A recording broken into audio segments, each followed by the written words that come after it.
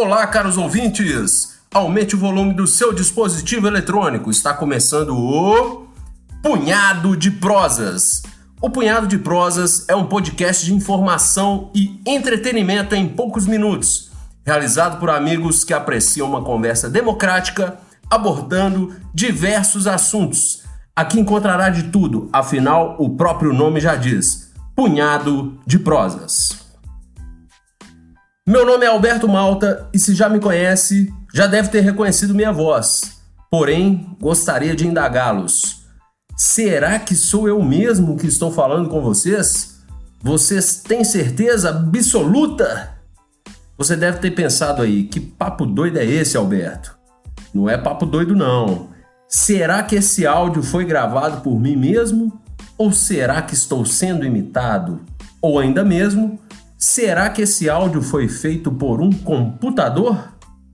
Na verdade, não estou passando por uma crise existencial. Sou eu mesmo que estou falando com vocês, podem ficar tranquilos.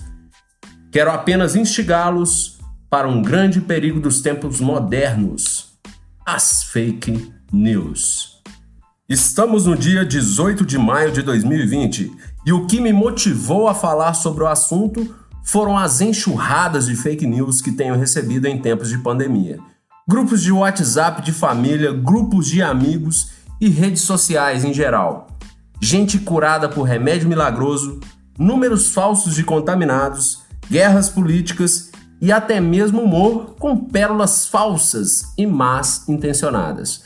Variedades de fake news não faltam em todos os formatos possíveis.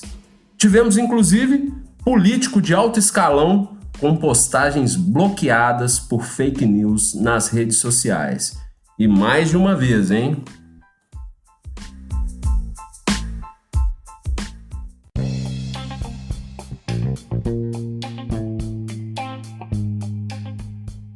Você já ouviu falar no termo deepfake? A deepfake podemos dizer que é uma evolução da fake news. É como se fosse um monstrinho do Digimon ficando mais forte. As fake news estão evoluindo. A deepfake é uma técnica de edição de imagem e voz. E é possível, através dessa técnica, criar imagens e sons que nunca existiram. Uma comparação: a indústria do cinema criou o remake do Rei Leão, onde foi possível dar vida a animais e fazê-los falarem e fazerem o que a Disney quisesse. Eu personifiquei a Disney aí, mas quando falo Disney, digo diretores e produtores do filme. Então, a partir daí, você imagina: se é possível fazer isso com animais, é possível fazer com pessoas também, e talvez seja muito mais fácil. A deepfake ela é feita através de programas de computadores super evoluídos e permitem, como disse antes, que sejam feitos áudios ou vídeos imitando a imagem ou áudio de qualquer pessoa. Eu disse qualquer pessoa, inclusive você, amigo, que está nos ouvindo. Já imaginou isso podendo ser feito com políticos, artistas e pessoas com grande influência?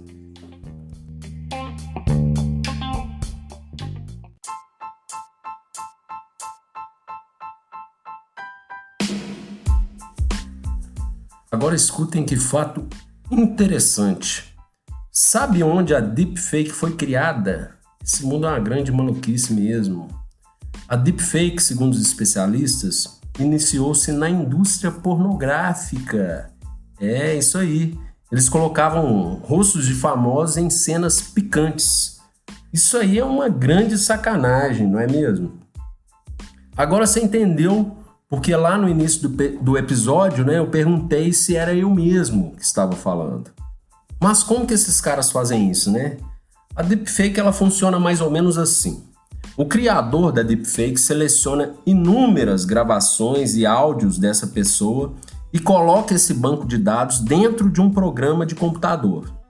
E a partir daí o computador faz o reconhecimento dessa voz e imagem também, no caso do vídeo, e como ela poderia ser reproduzida exatamente igual a voz do personagem copiado.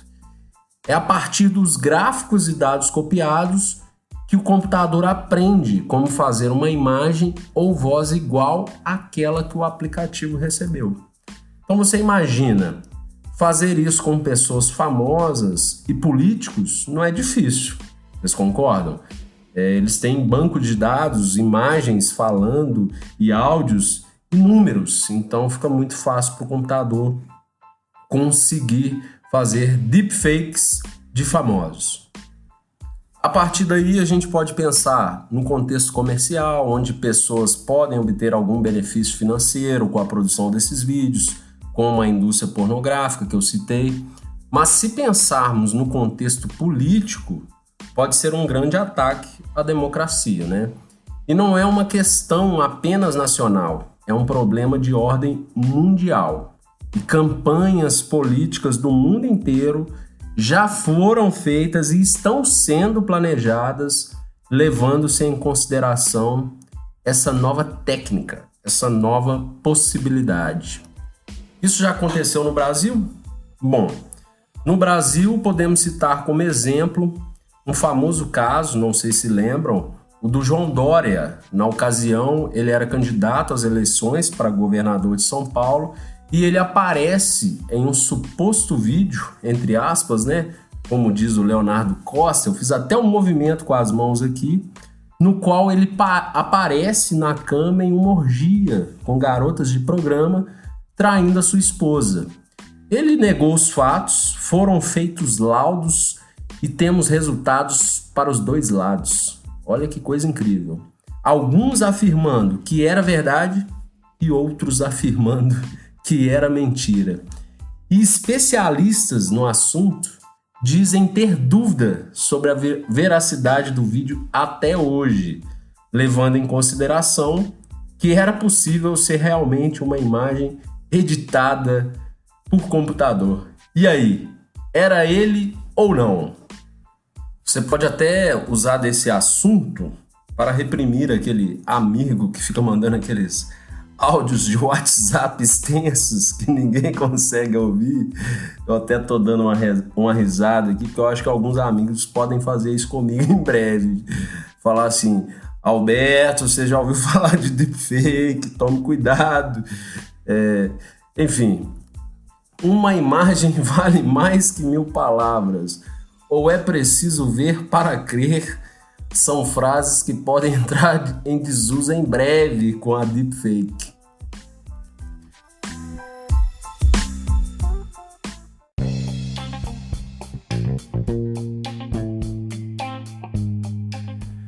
Mas por que que isso acontece? Por que que o ser humano é tão cruel para fazer isso?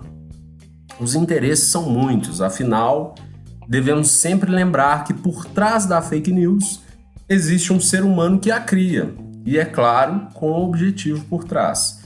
Seja ele empresarial, econômico, político e até mesmo pessoal, como eu disse anteriormente, né?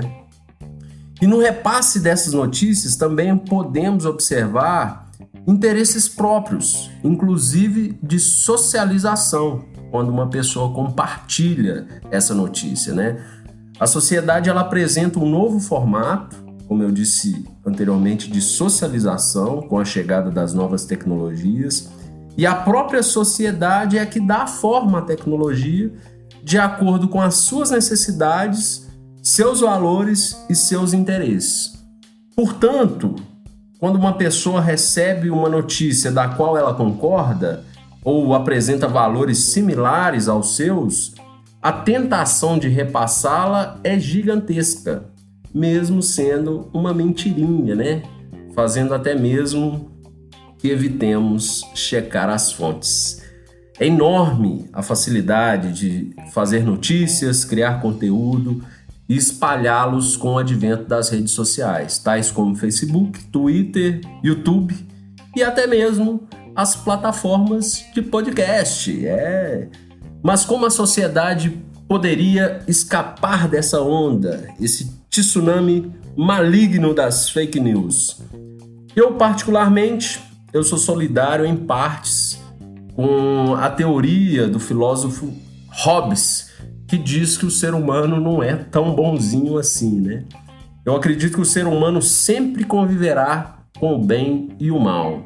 E os piratas da tecnologia usarão todas suas armas para propagar o mal. Portanto, cabe aos bons saberem se defenderem como na vida real, criando muros, câmeras de vigilância e até poços com jacarés, como na Idade Média, né? É até piegas dizer que a melhor forma de não propagar as fake news é checar as informações em fontes confiáveis. Porém, cada vez mais serão criadas fontes confiáveis, mais uma vez entre aspas, que não sejam tão confiáveis assim, né? É loucura demais pensar esse antagonismo, não é mesmo? Mas a indústria da pirataria, das fake news, estão criando sites confiáveis que não são confiáveis. Eu resumiria esse podcast com um simples conselho. Na menor dúvida da veracidade da informação recebida, não compartilhe, mesmo sendo uma informação, vídeo ou áudio totalmente alinhada com seus valores e opiniões.